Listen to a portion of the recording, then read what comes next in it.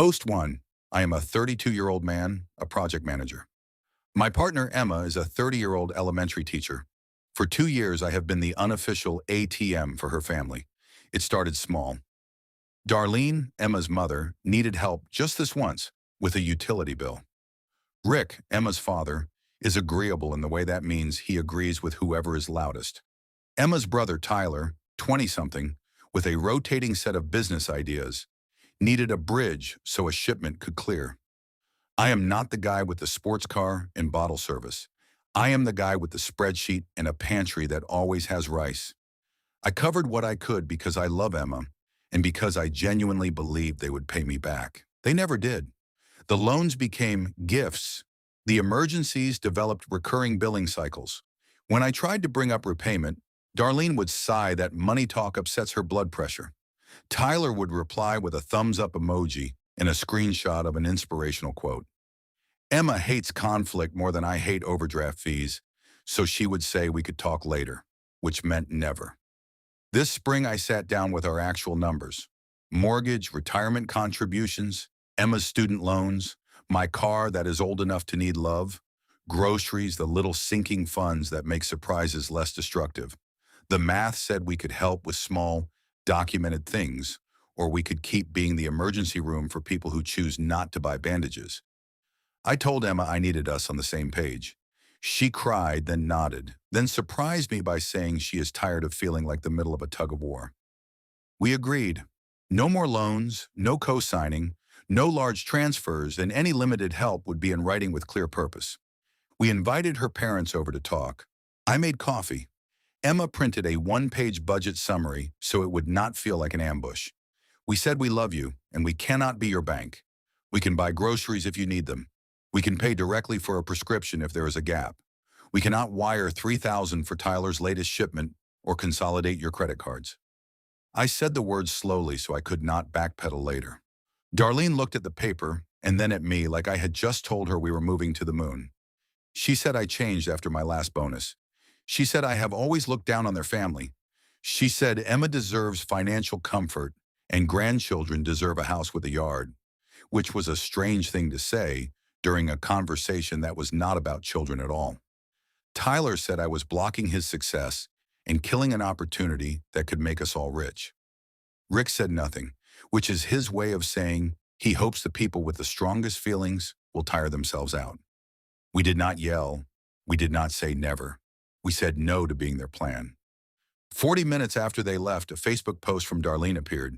It was one of those long rectangles with a purple gradient background and words that feel righteous if you read them fast. Financial control is still control, it began. No daughter of mine should have to ask permission to use her own paycheck. It did not use my name. It used phrases like partner who tracks every penny and abuse is not always bruises. Friends who do not know our finances commented hearts and say it louder. Emma's face went white. She said she would ask her mother to take it down. Before she could, Darlene tagged my company's public page in a comment thread about men who weaponize budgets. The next morning, I had an HR calendar invite titled External Concern. The description said, a community member raised concerns about your conduct. I work at a mid-sized tech firm. We have a hotline, a policy, and a Kara who follows it. I showed up at 9 sharp with a copy of our budget, my personal transactions, and a stomach doing small flips. Kara was calm. She said an anonymous report claimed I misuse company funds for personal gifts, control my wife's pay, and boast about it at work. She asked me to walk through our household finances and whether any company card ever touched personal expenses. I said no, never. I am the guy who will Venmo $10 to accounting if a muffin accidentally ends up on a receipt after a client meeting. We pulled my company card history, clean. She asked if I had any documentation of the family requests. I had emails from Tyler with the subject lines, "Bridge please bro," and "Urgent wire." I had a text from Darlene that read, "Emma told me not to ask you, but please send before 5. Kara wrote everything down. She said nothing about discipline. She said the word documentation like a life raft. At the end, she said, "This appears domestic, not corporate, but we still have to log the concern. If anything further happens on company property, Tell me immediately. Her eyes were kind in the professional way. On my lunch break, I checked Facebook.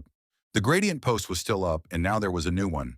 A warning to women whose partners keep spreadsheets with a list of red flags copied from an article about financial abuse, but with my job title wedged between bullet points. Emma texted that her mother had started a group chat with cousins to check on Emma's safety. Emma's aunt, Joan, who has known Emma since kindergarten, forwarded screenshots to me privately with a note, "I do not like this. Keep receipts."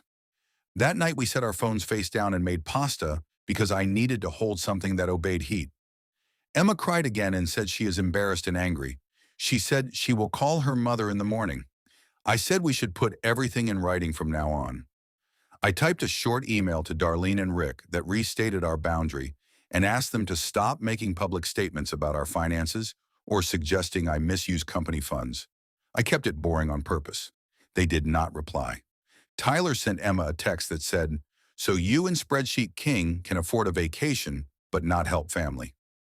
Wow, he added a link to a countdown timer for his launch. This morning, a second HR invite appeared. Same subject. Kara met me with the same calm. A hotline report said I control my wife's access to food and transportation. I showed my personal card statements with shared groceries, a gas purchase on Emma's car, and screenshots of her separate account where her paycheck lands. Kara said, "I hate that I have to ask, but I have to ask." At the end, she said she would close the concern as unsubstantiated and note that the reports seemed linked to a family dispute. She advised me to avoid any engagement on social media and to document any workplace crossover. I am not angry in the loud way. I am tired in the way you get when the same 10 seconds keep replaying. We set a boundary. In response, Emma's mother implied abuse online, and someone used my company's hotline to try to get me in trouble. Emma is mortified. I am on alert for a parking lot confrontation, like I am guarding a server from a denial of service attack, except it is my life and the pings are her family. So here is my question.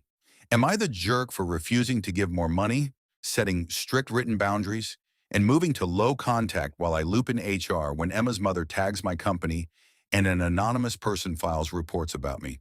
Part of me worries I am making this bigger by taking it seriously. Another part knows the fastest way to lose a career is to hope lies get bored. Comment 1. Not the jerk. Money boundaries are adult. HR involvement is correct once she tagged your company and hotline reports started. Keep everything in writing. Consider a formal cease and desist if she keeps posting. Comment 2. Family first. If your partner's upset, just pay the bridge and move on. You are risking your job by lawyering up at work over Facebook drama. Update 1. Some people asked what HR actually said, whether my company card is ever used for personal purchases, and why I did not just ignore Facebook and let it die. I wish I could ignore it. I am not important enough for drama to slide off me. I am a mid-level project manager whose good days are a clean Jira board and a vendor who answers on the first ring. I do not get to gamble with "it will blow over" when an anonymous report uses words like misuse of company funds. Kara from HR brought printouts to our second meeting. Same chair, same conference room with the frosting at eye level so you can see shapes moving but not faces. She walked me through the hotline transcript. The caller said I flash expensive dinners paid on the company card and brag that my wife cannot spend without permission. I said calmly that I am the person who will split a group check into separate lines so personal appetizers do not touch client charges. We scrolled my card statements together. If a muffin ever slipped onto a client breakfast, I Venmo'd $10 back to accounting the same day. She actually laughed at that, then apologized for laughing because it is an HR face. She closed the misuse allegation as unsubstantiated and noted the reports appear linked to a familial dispute spilling into the workplace. I asked if the reports go away. She said they remain as closed items with notes. She put a sentence in my file that says, "No misuse identified." Employee proactively provided documentation. I exhaled like a tire losing a slow leak. She added, "If anyone shows up here, call security and me." Immediately. That sentence mattered by the weekend. Emma told her mother to remove the gradient post. Darlene replied, "My page is my truth." Emma fought the reflex to apologize for my boundary and typed, "Then do not tag my partner's company." Darlene ignored that and started a family chat titled, "Checking on Emma." It was a spray of heart emojis and comments about controlling men and love that looks like spreadsheets. Emma's aunt, Joan, texted Emma privately, "I am sorry. I am tired." She sent screenshots of Darlene planning a little wake-up at my company's summer picnic, which is a very ordinary potluck in a park where someone always brings too much pasta salad and kids run into the volleyball game. I forwarded the screenshots to Kara. She wrote, "Understood. I will let security know, but it is a public park. If anything crosses toward defamation, document." Saturday arrived a little too bright. Emma and I brought store brownies because our oven is temperamental and my brain was not up for timing. For 30 peaceful minutes, we did normal. Sun on shoulders, paper plates, my team lead showing me photos of his puppy's gigantic paws. Then I saw Darlene at the edge of the pavilion, flanked by Tyler and two cousins I recognized from holiday pictures. They were carrying a tote bag. Tyler had the look of a man convinced he is about to go viral. Darlene started handing out glossy half-sheets. A neighbor took one, frowned, and handed it to me. "Women, beware financial cages," the flyer read. It listed red flags, and then, in a paragraph that made my ears burn, said OP controls his wife's paycheck and misuses company funds for personal perks. It named my employer. It told people to contact HR if you see him flashing donor dinners. She had copied parts of the hotline transcript into a handout. There was a photo of Emma from our engagement shoot. My chest went cold. I did not shout. I walked to the edge of the pavilion and dialed Kara. She answered on the second ring, said, "Understood." And within 3 minutes, the security contractor had 2 staff on either side of Darlene. They asked her to leave company property. She said it was a public park. They said we had a permitted section and her activity targeted an employee. She tried to argue, then tried to go around them and hand a flyer to my manager. One of the guards put up a hand the way you would to stop a friendly dog from jumping. She backed up. People were watching. Emma was pale the way a person gets when their stomach has fallen through the floor. Security walked them to the parking lot. Darlene shouted, "Control is still abuse," over her shoulder. Tyler puffed up and said, "Truth does not need permits." My manager put the flyers in a trash bag without meeting my eyes, like he was giving me privacy. Kara arrived in person because she is the kind of HR who knows moments sit in people's bodies. She asked for a copy of the flyer and collected names of witnesses. She looked at me and said, "We will handle the workplace side. Document the personal." Emma cried in the car with the air on high like it could cool humiliation. She kept saying, "I am sorry," and I kept saying, "You did not do this." At home, she texted her mother a single line, "Do not contact me." She blocked the family thread. Then she curled up on the couch and shook like she was cold, even under 2 blankets. I made tea we did not drink and wrote emails because my hands needed work. I sent Kara a thank you and asked whether the company wanted me to send a formal no trespass notice for the office campus. She replied that security had already flagged Darlene's name, vehicle, and photo. HR also placed a note on my file that any future reports are to be routed through her directly. I felt both grateful and exhausted by how much order it takes to counter a single loud person. I drafted a short cease and desist to Darlene for defamation, addressed from me, boring on purpose. I listed the false statements, included the flyer language, and told her to remove posts and refrain from contacting my employer. I did not send it yet. I wanted a lawyer to see it first because my brain is mushy when I'm hurt. The pile-on shifted tone by nightfall. Rick called Emma to say we had embarrassed them in front of the community. Tyler texted, "You could have just paid the bridge." Darlene sent me a message from an unknown number that said, "Real men do not hide behind HR."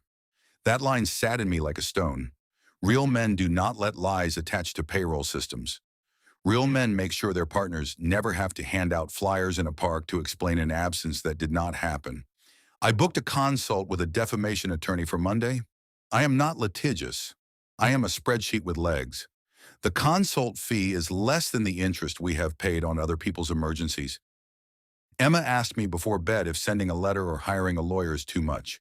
That is the question sitting under my skin. I know how this looks on paper. Boundary, retaliation, HR, evidence, letter. It reads like escalation.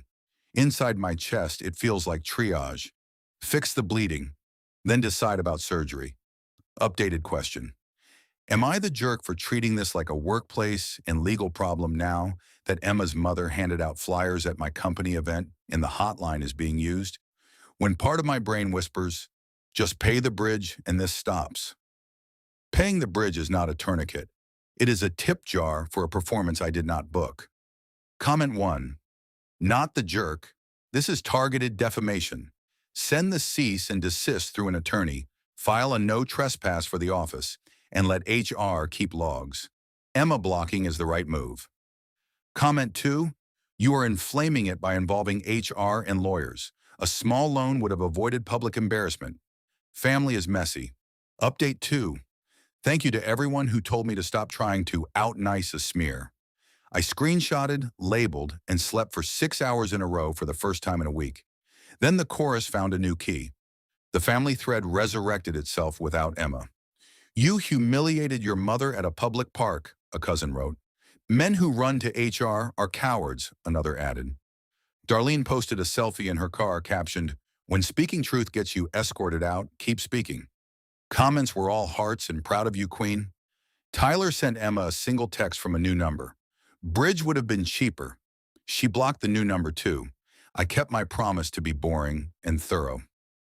Monday at 9 a.m., I met a defamation attorney named Patel who wears reading glasses on a chain and says please and thank you to the copier. I handed him a folder with tabs. Hotline, flyers, posts, HR, family chat, finances.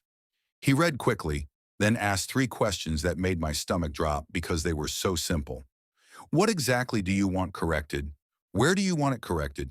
And what behavior must stop? I said I want a public retraction on the same platforms, direct apology to my HR, a promise not to contact my employer again, and a halt to the financial abuse claims. He nodded and said, then we will ask for those things in writing on letterhead. That afternoon, his office emailed a cease and desist to Darlene, certified mail to follow. The letter was plain. It listed the false statements, misused company funds, controls wife's pay, financial abuse, referenced the hotline transcript, the picnic flyers and specific post links, and demanded the retraction and HR apology. It warned that failure to comply would trigger a civil action seeking injunctive relief and damages. It also instructed her to preserve evidence. Seeing the firm name at the top made my knees go weak for 15 honest seconds. Then I felt steadier. Darlene responded the way people do who think Facebook is a court. She posted, some people can't handle strong women telling the truth, and created a legal defense fundraiser with a paragraph that accused me of trying to ruin a teacher's retirement. It used my employer's name again. I reported it. Emma's aunt, Joan, sent me screenshots of Darlene's side chat titled Operation Shine a Light, where cousins plan to email my company's clients. 2 of the clients they named are actually vendors listed on our public page. I forwarded everything to Kara with 1 line. For awareness and record, Kara replied with 2. Received and logged. Company legal will send a general notice to vendors about third-party smears. 5 hours later, our vendor manager forwarded me the company's notice. A short, bland email that said the firm is aware of false third-party allegations about an employee, that internal review found no misuse, and that any communications should be routed to the legal inbox. It read like warm oatmeal. It also closed a door. The fundraiser lasted 16 hours. It came down with a platform note about policy violations. Darlene pivoted to Instagram stories with text on clouds. He is isolating Emma from family and from money, one slide read. Emma walked into the room, saw it over my shoulder, and covered her face. Then she took a breath, sat beside me, and said, send me the lawyer's letter. I am forwarding it to the principal. She emailed her school leadership proactively, attached Patel's letter, and added a brief statement. She is safe, she has separate accounts, and her mother is retaliating because we declined further loans. The principal wrote back in 10 minutes, we are here for you. If any calls come in, they route to me. The escalation moved offline. 2 days after the picnic, a community advocate called our office mainline asking to speak to someone about an abuser in your ranks. Reception transferred the call to Kara, who logged it with the hotline reports. That evening, someone taped 3 of Darlene's flyers to my car window while it was parked on a public street outside our apartment. I filed a police non-emergency report for harassment and attached the park incident in the attorney letter. The officer who took the report said, "Paper is your friend," which is apparently the motto of everyone keeping me upright right now. Patel sent a second letter, this one titled Notice of Intent, which included the police report number and a draft complaint. It added a new demand, a no-contact agreement for 1 year covering Emma and me, and a promise not to appear at our workplace events. He gave a 7-day deadline for the retraction and HR apology. "This is the last letter before filing," he said. "We are giving them the shortest off-ramp that still repairs what matters." The pile-on tried a new script. Rick, who has the personality of a shrug, called Emma and said I was turning this into a lawsuit to squeeze money and that family debt is not abuse. He added that Darlene was sick over this and that I could make it stop by apologizing for calling security on her. Emma put him on speaker. I said, "We will accept a written retraction and an apology to HR." He said, "So you are really doing this?" I said, "We already did." He hung up. Emma's Aunt Joan, who at this point deserves a statue made of casserole dishes, posted a neutral timeline in the family group. No adjectives, dates, and actions. January, utilities request. February, bridge requested. May, Emma and OP set a written boundary. June, Darlene posts accusing financial control. July, picnic flyers naming OP's employer. July, HR clears card history. July, legal letter no one responded for 6 minutes, which in that chat is an ice age. Then Tyler wrote, "Joan, stay out of this," and Darlene kicked her from the group. Joan texted Emma a screenshot of the removal and a heart. I printed that heart and stuck it in my folder. I am not kidding. On day 5 of Patel's deadline, my inbox pinged. It was an email from Darlene to Kara, CC to me and Patel. I retract my statements implying that OP misused company funds or controlled my daughter's money. It began. They were false. It continued. I apologize to OP's employer for any concern caused by my posts and flyers. There it was, the sentence that stops a rumor from circulating forever inside a file. Kara replied, received, logged. She added the retraction to my HR record with the earlier notes. At lunch, she walked by my desk and said, "Take a walk." We circled the block while she told me the company legal notice to vendors was already getting auto replies, which is corporate for case closed.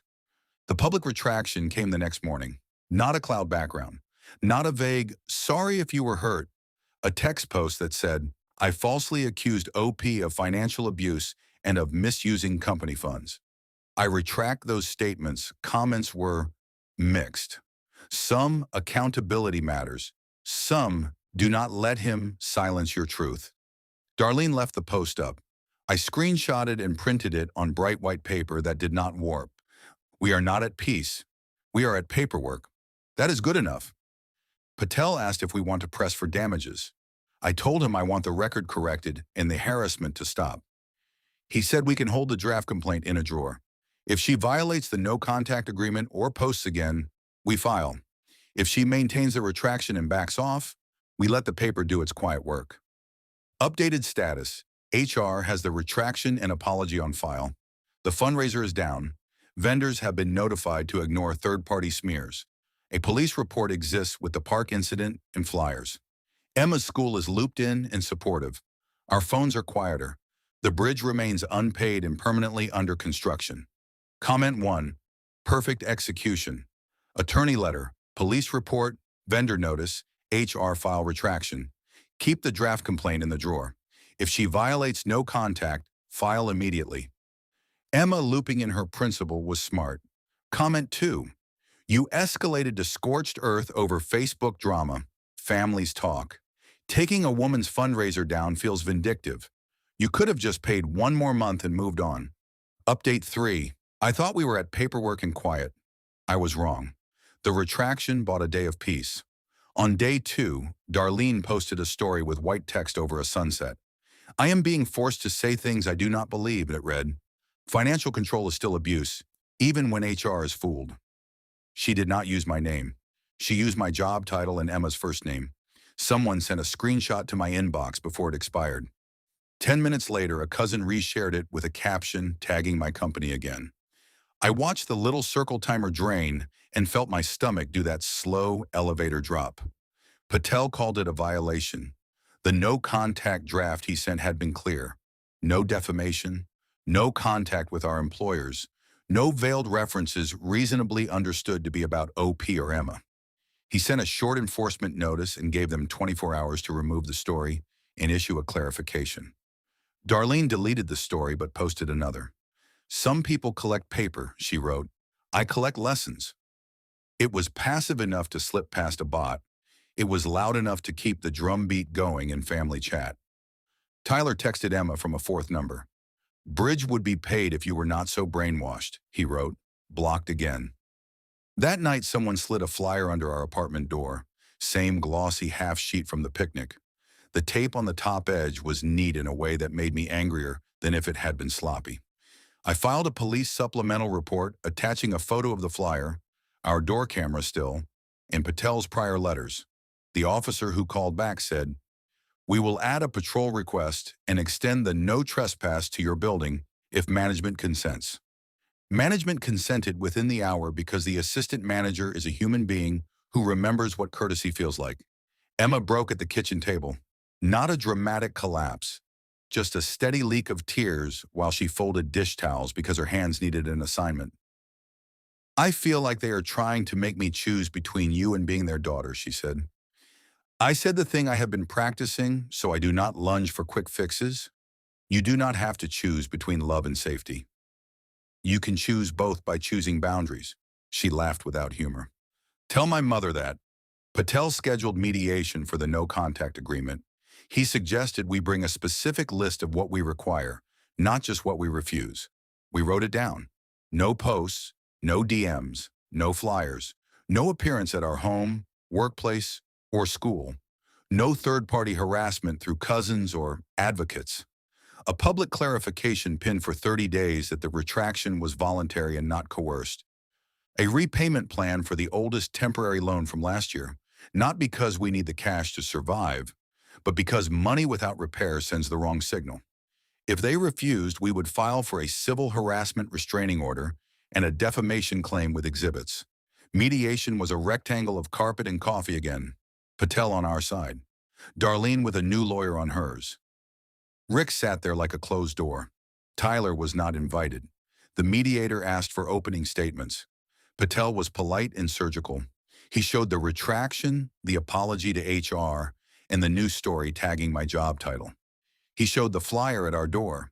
He showed the police report and the building consent for no trespass. Then he placed a one-page proposed agreement on the table. It listed the terms in plain fonts and normal words. Darlene's lawyer tried 2 moves. First, he said the story was protected opinion. Patel pointed to the clause in our draft about veiled references reasonably understood to be about OP or Emma. Second, he said repayment was vindictive. Patel kept his voice level. My client extended thousands labeled loans. The repayment schedule is modest and interest-free. It is not punitive, it is corrective. Then Darlene spoke directly to Emma. He isolated you, she said. You used to call me every day. Emma did not look away. I still can, she said. Not to talk about money or my marriage. Darlene scoffed. He wrote those words for you. Emma picked up the pen on the table and drew a tiny square on the margin of the draft. I can write my own name, she said. I will be thinking about that square for a long time. We went to separate rooms. The mediator shuttled. The offer came back watered down. They would agree to no direct contact, but not the PIN clarification. No posts, but private support groups would be exempt. They would not repay anything. Patel smiled the way a person smiles when they are about to restate the obvious. We will accept the agreement as written, he said.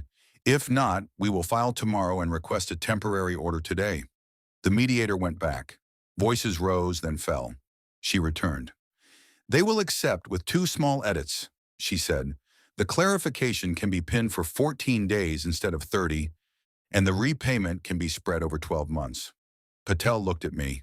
I looked at Emma. We both nodded. 14 days is not the hill. 12 months is still a signal. We signed. Darlene's signature looked like someone squeezing a balloon too hard. I want to tell you that was the end. It was almost the end.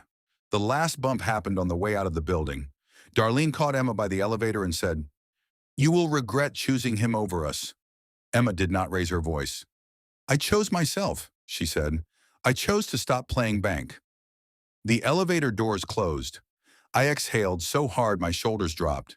The PIN clarification went up that night. I voluntarily retracted prior statements about OP and apologized to his employer. It read, "No one forced me." 2 sentences, 14 days. I do not care if it is clipped and bland. It exists. I printed it on paper that does not smear.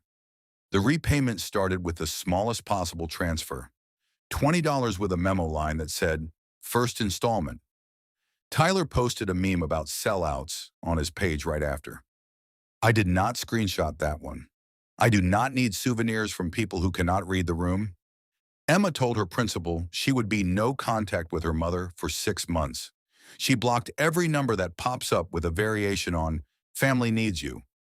She started therapy on Tuesday at 4, a boundary counselor recommended by her school. She came home and said, "I learned that money is a relationship language." I said, "So is silence." Kara from HR stopped by my desk with a quick update. The retraction and apology sit on my file. Vendor legal notices remain up. Any new hotline reports route to her. She said, "You handled a mess like a policy." It was the nicest thing an HR person could say to a person like me. Updated question. Am I the jerk for insisting on the PIN, the repayment, and formal no contact when Emma's parents say I have humiliated them and turned family into court?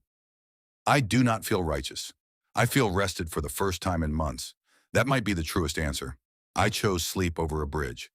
Comment 1. You are not the jerk. 14 days pinned is still public repair.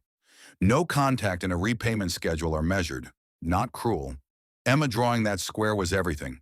Stay the course. Comment 2. You are controlling this narrative. Let her have her support groups. The repayment feels petty. Families help. You have turned love into invoices. Update 4. The morning after mediation, the world did not change color. It just became less loud. The PIN clarification sat at the top of Darlene's profile like a small square of silence. 14 days. I thought I would stare at it every hour. I looked twice, printed it once, and put it in the folder that now weighs as much as a small pet.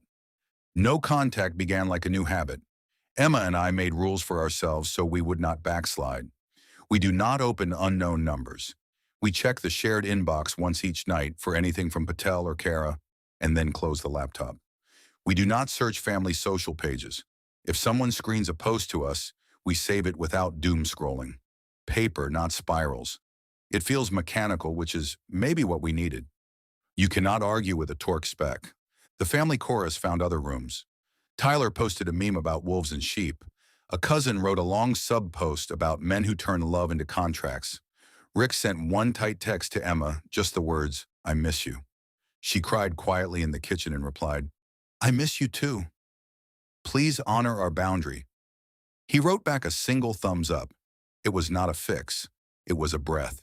2 violations tried to sneak in along the edges.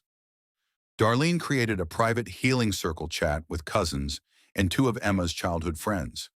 Someone added Emma's school email to the invite. That is work contact. Patel fired off a polite note reminding them that employer contact is prohibited and considered third-party harassment. The invite evaporated. Then a stack of old family photos arrived at our building with no return address. Management logged the package and called us instead of leaving it at our door. The assistant manager, who continues to be the unsung hero of this entire saga, offered to hold all deliveries behind the desk for a few weeks. We accepted. At work, the air is normal again. Kara updated me that the vendor notice did its job. 2 vendors forwarded phishing-style emails purporting to be from a community safety coalition. with a link to evidence about me. IT blocked the domain and sent a quiet, boring company-wide reminder not to click on unknown links. Boring is winning. My calendar looks like a calendar again. I shipped a sprint on Thursday, and my team lead brought me a coffee with a crooked lid and said, "You kept your head. I am glad you are here," I said. "Me too," and meant it in the way someone means oxygen. The repayment schedule started. $20 the first week, then 50. Memos that read installment. The numbers are not the point. The movement is. Patel set up a small trust account that catches the transfers and forwards them to us monthly, so I do not have to see each ping. That was his idea, and it feels like someone moved the drip behind a wall. Emma's therapy is changing the tempo in our house. She comes home with phrases that sound simple until you try to live them. No is a complete sentence. Help is not the same as rescue. Money is a boundary, not a test. She put these on sticky notes in the pantry because we eat when we talk and we talk when we eat. She also told her principal she would skip the staff social if it was at the same park as the picnic because she does not want that room in her body again. The principal said, "We will pick a new place." That small sentence felt like a new map. Emma's Aunt Joan asked us to come by for tea. We sat on her porch while she pointed out birds and did not mention group chats once. Then she handed me a manila envelope with two things inside. The first was a signed statement that she had witnessed Darlene planning the picnic flyers and that Darlene had used my employer's name. The second was a copy of the family timeline she posted, printed, and dated, with a short note. "Truth likes paper." I did not realize I needed that until I felt a knot in my chest unspool. The pinned clarification hit day 14. It came down. I did not screenshot the absence. I reminded myself that the record remains in the places that matter. HR file, vendor notice archive, the binder on my shelf that has started to look less like a shield and more like a manual. We marked the day by doing something so ordinary it felt like a celebration. We went to the grocery store together and bought exactly what we wanted without trying to imagine a cousin's commentary about brands. We came home and made grilled cheese with tomatoes, and Emma ate half and said, "I can taste again." Not everything is tidy. A friend told Emma that Darlene is telling a softer version of events in her circle. It goes like this. She was forced to apologize, we ganged up on her, and she never meant harm. That story will travel. I do not have to chase it. The people who need the correct file have it. My head still warms at the edges when I imagine her smiling over coffee, workshopping lines. Then I look at the retraction on company letterhead and the apology to HR in my file, and the scene drains of power. A small surprise arrived in the mail. Our bank sent a fraud alert letter warning of a failed attempt to access our joint account via phone verification. The attempt came from an unknown number at 2:14 a.m. We called the bank together, added a verbal password, and asked them to flag our account for branch-only changes. The rep on the line said, "You would be amazed how often the right answer is a secret word." We chose the name of Emma's first dog. I felt ridiculous and safe at the same time. Two nice things landed in the same week. HR finalized an incident closed note that uses the phrase, "employee exonerated, external claims retracted." I printed it and slid it behind the retraction. Then my manager put me on a high-visibility vendor integration because, as he said, if you can keep a picnic from eating your career, you can keep scope creep from eating this project. It was meant as a joke. It felt like a handshake. Emma and I talked about holidays. We will not go to any place that expects us to ignore set boundaries. We will host a small dinner for friends who do not require a script. We will leave early if our phones start buzzing with a certain energy. We wrote those rules down on an index card and stuck it under a magnet shaped like a lemon because this season feels like making lemonade without performing it for an audience. Updated question. Am I the jerk for keeping the boundaries firm even now that the retraction window has closed, for asking management to hold our packages, and for choosing new holiday plans that do not include her parents? A small part of me still hears the old training that says peace at any price is the smart buy. Then I look at the price list, and I see that quiet plus paper plus sleep is finally in our budget. Comment 1. Not the jerk. You handled the aftermath like adults handle gas leaks.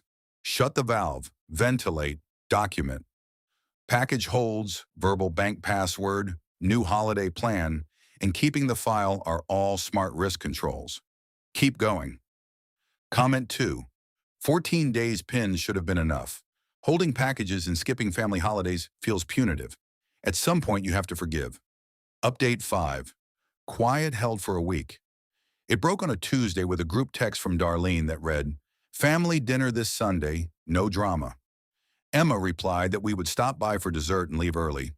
Emma's Aunt Joan texted separately, "I will sit next to you." That is a better comfort than any seating plan. Dinner smelled like stew and truce. The living room looked staged for normal. Tyler was already there, smiling like a salesman on the last day of the quarter. We ate in a band practice of small talk. I was willing to play rhythm guitar if it kept the volume down. After dishes, Darlene inhaled like someone about to dive and said, "We all said things. Let us start over. You two can help us get current."